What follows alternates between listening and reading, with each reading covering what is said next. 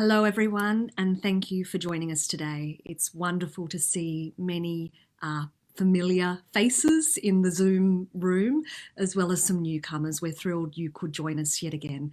For those of you who don't know me, my name is Mara Jean Tilley. I'm the director of the Garvan Research Foundation and delighted to be your MC this morning. So thank you to everyone who's been attending the virtual public seminar series throughout 2020. Of course, we'd much prefer to be able to do these events in person, although there are admittedly some benefits to being able to jump on to the Zoom room and experience some of the latest in scientific discovery here at the Garvan Institute of Medical Research.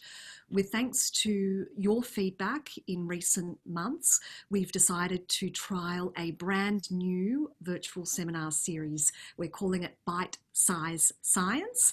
And the idea here is that you can jump on for 30 minutes in the middle of the day, perhaps during your lunch break, if you're still working, whether that be from home or in the office. And we're giving you a sneak peek into the scientific lives of some of our most incredible talent here at the Garvan Institute. Our scientist today is the gorgeous Dr Nona Farbehi, and she's going to explain some really cutting-edge research in stem cells, particularly in the area of cardiovascular disease. Some very exciting work that she'll be sharing with us today. Before I introduce Nona, however, I would like to pay my respects to the Gadigal people of the Eora Nation, the traditional owners and custodians of the land on which the Garvan Institute and the St Vincent's Hospital campus are located. We recognise their continuing connection to land, waters and culture, and pay our respects to their elders past, present and emerging. I'd also like to acknowledge our wonderful scientists and our clinicians here on the campus continuing to work during unprecedented times with COVID-19. We've got some very promising numbers coming out in New South Wales at the moment, but we know that things are still very difficult and we need to continue to maintain COVID-safe practices. So a big shout out to our frontline health workers who continue to do their very important work. Because of this new format we are trialling, there won't be a Q&A session today. However, there will be the opportunity for the audience to vote on some commonly asked questions. So please keep an eye out for the poll. And we'll also have a survey at the conclusion of the talk where we would encourage anyone with specific questions or any questions that have not been addressed through Nona's talk to simply enter the question into the survey function with your email address, and someone from the Garvan Research Foundation will come back to you with an answer addressing your question as soon as is possible. So Dr Nona Farbehi is a research officer in the Garvan Weizmann Centre for Cellular Genomics, which is an incredible facility we have here at Garvan, facilitated through a collaboration with the Weizmann Institute of Science in Israel. Dr. Farbehi is using stem cell technology to understand more about cardiac defects. She obtained her PhD in biomedical engineering and was awarded the best PhD thesis at UNSW Sydney in 2018, and most recently nominated for the Malcolm Chaikin Prize. So very prestigious career and worthy accolades thus far. So Nona, thank you so much for joining us here today. I'm going to kick you off with a bit of a question, if I may, before we invite you to present your work. What motivated you personally to become interested in cardiovascular disease early in your career, and what excites you about this field of research? Hi, Maria Jean, and I would like to hi to all the audiences, and thank you so much for giving me this chance to share my research with you all. So for me, the very first motivator was my dad, because he was suffering from heart disease throughout his life a lot. And then when I started doing my research in Sydney, I realized that this is cardiac disease is a leading cause of death worldwide. And then this is not just limited to my family. And this motivates me even more to be a researcher in this field. Thank you, Nona. Thank you for sharing that. It's I think we're all here today because we're very personally motivated by medical research and the impacts that disease have on our family members and our communities. So that really brings it home, doesn't it? Yeah. So tell us, what are you going to talk to us about today? Sure. Let me please share my screen first, then I can show my presentation. Sorry, can you see my presentation, Marie-Jean? We absolutely can, and it looks fabulous. Now, Nona, I'm going to pop out so that we can just focus on you, and I'll come back to you soon for some questions. Sure, thank you.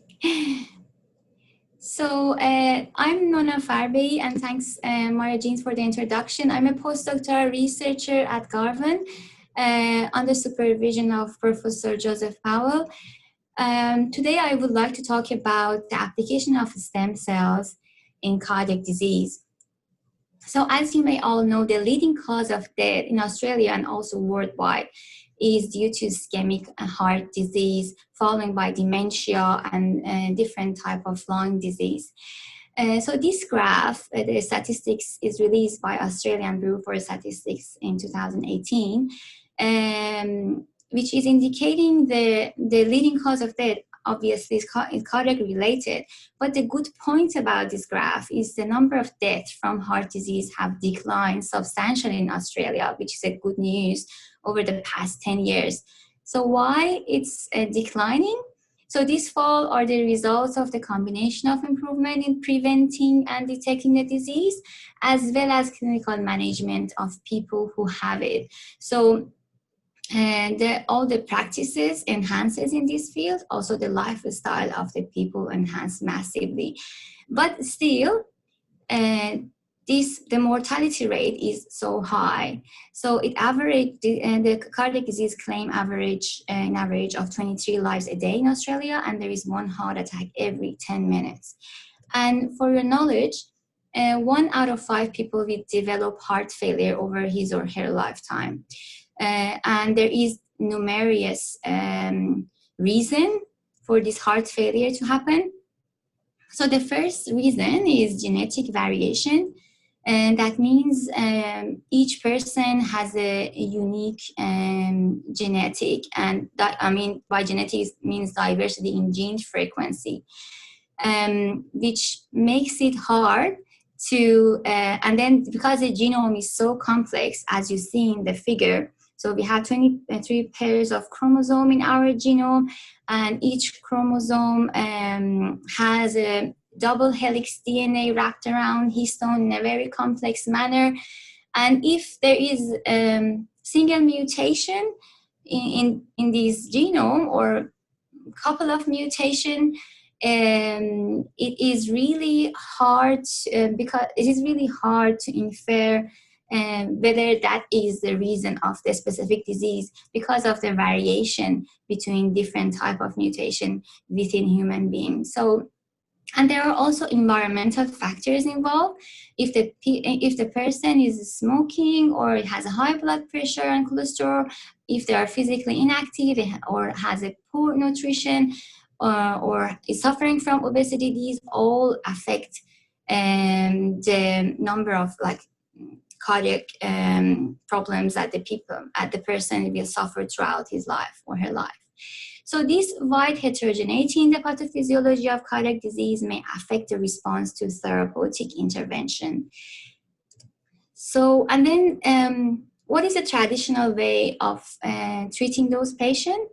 Is to give a drug that is, for example, if the person is suffering from high cholesterol, majority of the case, in majority of the case, a drug that is called Crestor is prescribed. But according to the data that is released in 2016, you can see in the figure the people in blue means that the drug was effective to them, and the number of the people in red you see, which is massive, that means that this drug was not effective in those cases. So which means that the traditional way of prescribing drug for a certain disease is simply not working, and is only effective in a small proportion of the cases.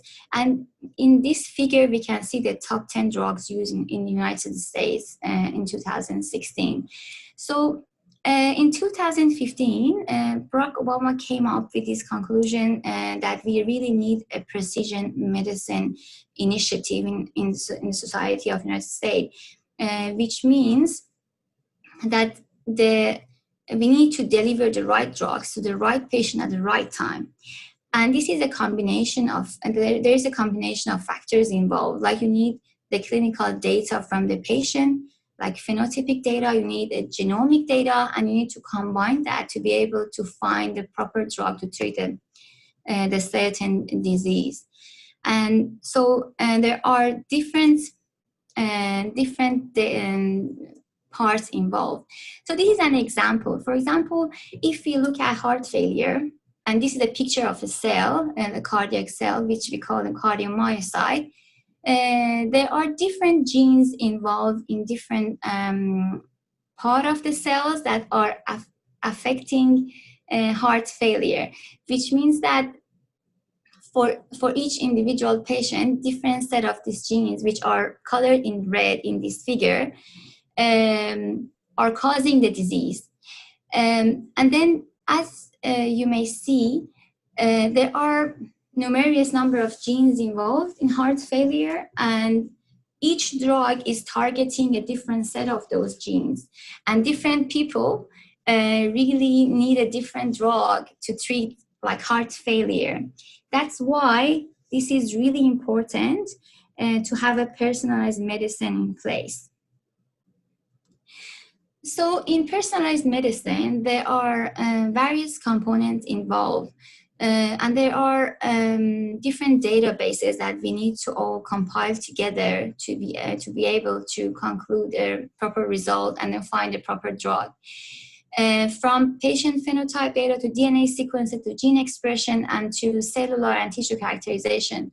So my work is focusing on this part, which is the cell and tissue phenotype, which means that we are taking the cells from healthy and diseased donors, and then we are looking at characterizing those cells, and then also reprogram those cells to stem cells, following by differentiation to different type of cells, to be able to find the reason the disease is happening in that specific person. So the technology that I'm using is called human-induced pluripotent stem cells, IPSCs. This technology first introduced by Professor Yamanaka, which brought a Nobel Prize for him in 2012, which is very recent. And what he proposed was you can take any cells from the body and then reprogram it to stem cells, and then study all of those disease modeling and all of those functional studies that you need to do on the human being, on the cells from the different patient.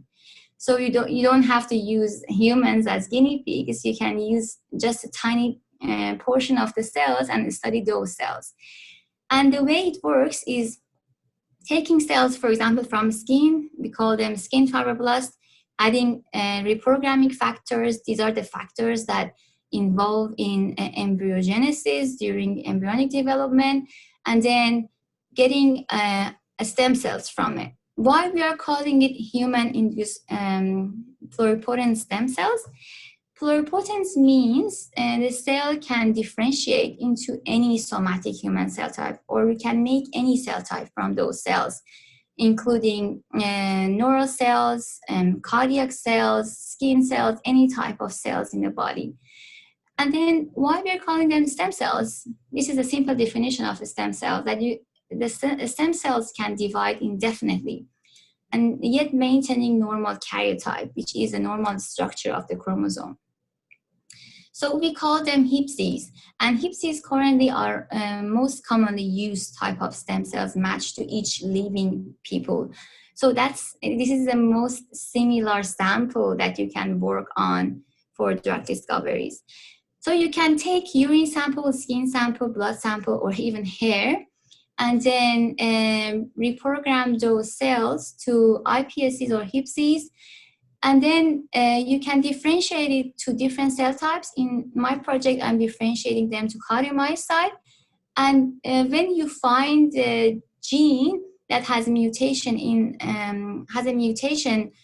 which is affecting a certain disease, you can edit that gene and then differentiate it and then compare to the healthy and diseased ones and see whether you correct the phenotype of that patient. And then furthermore, you can use that data and then you can use that setting to do other application like toxicity testing, drug discovery, cell therapies, and many more. In my project, I'm dealing with IPSCs. IPSCs looks like this in the culture. They form colonies. And then we are adding different factors to be able to generate cardiomyocyte in a dish. And this is amazing because you can get like a beating heart in a dish without any blood supply.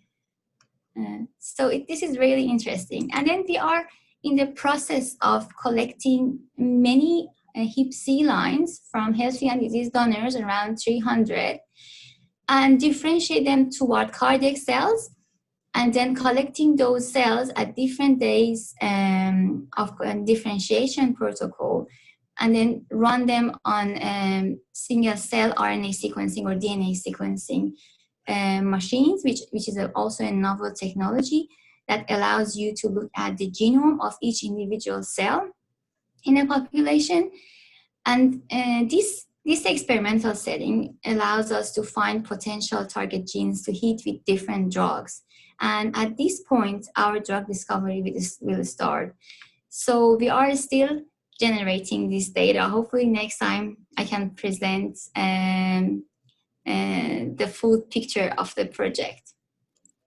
So as a conclusion, I hope that I could convince you that IPSCs technology has a unique role and capacity to provide different cell types and also these cells has a potential for helping us in drug development, which can be tailored based on its patient-specific differences at the cellular level. And at the end, I would like to acknowledge my colleagues and friends and my supervisor, my brilliant supervisor, Professor Joseph Powell, Garvan Weizmann Center, and our collaborator, Professor Nathan Palpen, Professor Kwan, and also all my colleagues at DWCCG facilities and Garvan. And thank you so much for listening. Wow, Nona, I have to admit, I'm kind of just blown away by particularly the beating heart cells. Thank you so much. It also makes me so excited whenever I see them beating in a dish. Isn't it amazing? It's absolutely amazing. So I think Joseph's going to get us ready to do the poll for the questions so that the audience can vote. But perhaps while they do that, were you surprised that the cells could beat just in the Petri dish? Every single time that I differentiate them. Even it makes me happy. They look like my babies at the time being. Yes, it's just phenomenal. And so if I understand correctly, at the moment, this approach is really around personalised medicine, this idea that you can take the patient's cells, you can essentially recreate them in the laboratory and then test drugs to see whether they might have a positive or a negative impact on that particular patient because of their unique genetics. Exactly. Crazy question. Will there be a time when you'll just grow new organs? Yes, actually people are doing this because you can do this photo that I've shown you is a 2D format of the cell culture. You can culture them in a 3D format, like organoid format. And then like people like Melissa Lillo at Melbourne Monash, they are looking at organoid model of kidney. They are making kidney in a dish. And also there are many groups around the world that they are trying to make heart in a dish, like a proper heart with all the different cell types. Because now what I've shown you was just cardiomyocyte. But heart is contain many different cell types, like immune cells, endothelial cells, which form the blood vessels, all the fibroblasts that are maintaining the structure of the heart. So in order to mimic like an organ in a dish in a proper way, you need to have all the elements together in a 3D format. And actually, this is not crazy, it's happening.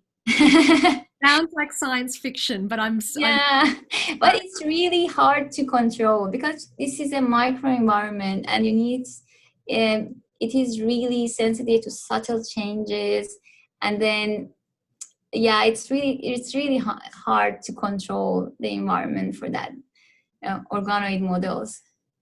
Amazing, amazing. So I think I'm not sure where we're at with the voting on the questions, but for our lovely audience members, all going well, you'll see a pop-up window and you've got the option to select your favourite question out of 3 categories of questions. So please, if you have the functionality there on your computer to do so, we'd love for you to take that vote, and then we can get Nona to tackle the questions that have the largest number. Here we are. We've got the responses coming through. Okay, there's an overwhelming response for question, let's call it 1A. And this is a tricky one. So Garvan's executive director, Professor Chris Goodnow, often talks about the fact that for many years he's been investigating autoimmune diseases, but sadly both his late mother and his mother-in-law have autoimmune diseases. And so every time he picks up the phone to them, they say, you know, great, how's it going? And you know, yeah. When's my treatment coming, Chris? Oh. I think this is probably a little bit of a similar question. So, Nona, yeah, the same thing. How long do you think it will be before this endeavour, this type of research, will be able to prove the efficacy of a novel drug? Yeah, this is, as you mentioned, this is a very relevant question to this subject.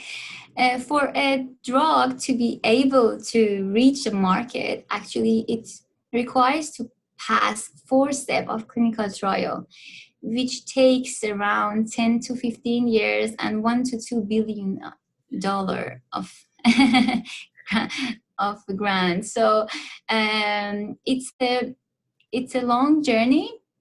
But we are hoping with the use of IPSCs, instead of looking at the clinical trial on actual humans or animal models, and this way we have access to higher number of samples, and this way also we can do assays, more effectively, more and easily in the lab.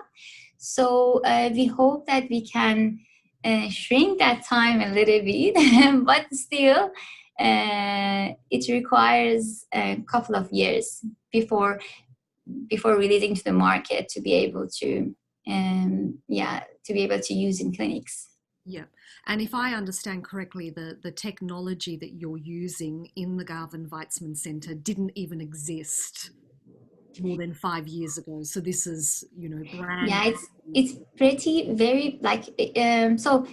The very beginning paper, I think, came in 2007, but by the time that people start to realize how important the work was, it was around 2012.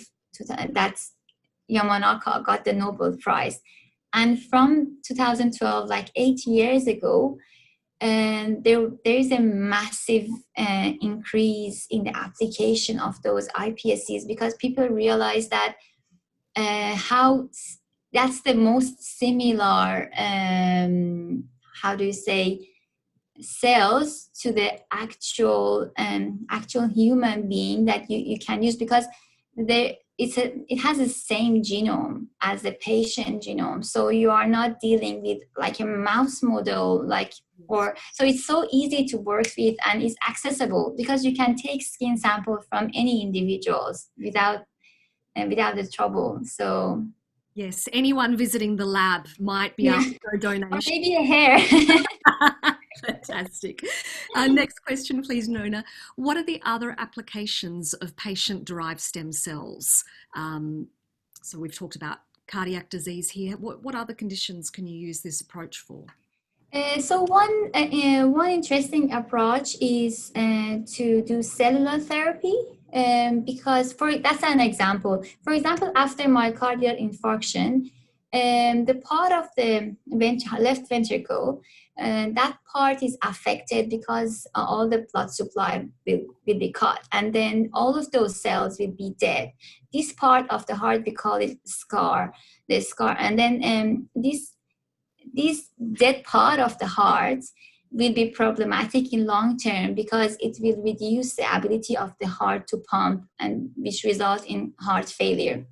So one of the aim in cellular therapy is to be able to get cells from that patient, reprogram it to IPSCs, then get cardiac cells from those IPSCs, and then inject them back to the heart to be able to regenerate the heart. And then that's one application. But still, that this application is in clinical trial phase. It's not like at the end stage yet. Okay, but stay tuned. Yeah. Exciting. All righty, number 3. How similar are the cells you grow in the lab to a patient's body sample? I think we may have just kind of answered this, but perhaps you could extrapolate. These are patient cells. Yeah, these are patient cells. So the origin is very similar. But there are two parts. So the cells that are deriving from patients is actually patient sample, patient cells.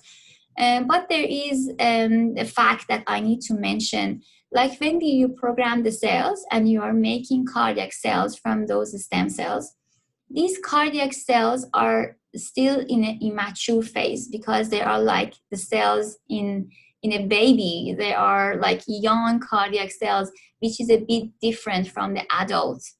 So we are still working on maturity of those cells. So in that sense, they are a little bit different, but the similarity is actually there because it's the same cells deriving from the patient. But in some characteristic of the cells, there are some differences. The final cells, like the cardiac cells, but currently the assays that we are using is getting better and better in regards to getting the most mature cells that we can get from those IPSCs. It's very cool, Nona. I have to Thank you so much. Speaking of baby cells, I hope you don't mind me sharing with the audience that you had a baby not so long Yeah, ago. thank you. How are you going with the juggle? I mean, I think all parents struggle with this, but you're a gifted, ambitious scientist, and how do you do it? Very hard, yeah. I bet there are many scientists that are mothers and fathers there and struggling. And nowadays, due to this pandemic, my main problem is whenever he's sick, and then I have to keep him at home, and I can't really. You have to take him for that COVID test every time he's got a sniffle. Every 2 weeks we have to do the COVID test, and it's still winter here, so and the kids are getting sick very often, and that's a challenging part of science because you have cells in culture, you have experiment to do, and you have to deal with the sick kid at the same time. Sounds like we need to get a creche, a Garvan creche. I'll talk to the big boss about that. That would be great. That's a cool suggestion. Thank you, Nona. Thank you. Cannot thank you enough. And on behalf of the audience, thank you for sharing your incredible research today. Thank you so much for listening and having me. It's a pleasure. Very exciting, and we'll have to have you come back when you've got some more results. So look, to our audience members, thank you very, very much for your time. As always, we would really appreciate your feedback. As you know, we're trialing a brand new way to do our seminar series. We will still continue with our extended virtual seminars as per usual, but the idea here is to be able to provide you with snappy, bite-sized science throughout the month of October. So please do let us know what you think. Send through those questions. If you have additional questions that weren't addressed through today's talk, we'd love to hear from you. Just provide your email address so that a member of the team can come back to you. And of course, I must send a very sincere thanks to our wonderful donors, our partners for the future, our community fundraisers. You all make Garvan's work possible, and we are indebted for your support, and we would not be able to enjoy incredibly vibrant science like the work that Nona's undertaking without your philanthropic investment, without your support. So a sincere thanks. Also a special acknowledgement for our partners for the future, individuals who've taken it upon themselves to leave a gift in their will. You ensure that there is a long legacy for the Garvan Institute of Medical Research, and we're sincerely thankful to you all. And of course, for all of you coming here today, I hope you felt inspired about Garvan's work. Please feel free to share the seminar series with your friends and family. We'd love the opportunity to welcome as many people into Garvan as we can. And of course, we can't wait to be able to see you in real life again when it is safe to do so. So please stay well, stay safe, stay COVID-19 safe, and we look forward to seeing you next time. Bye for now. Thank you. Thank you, Nona. Just wonderful.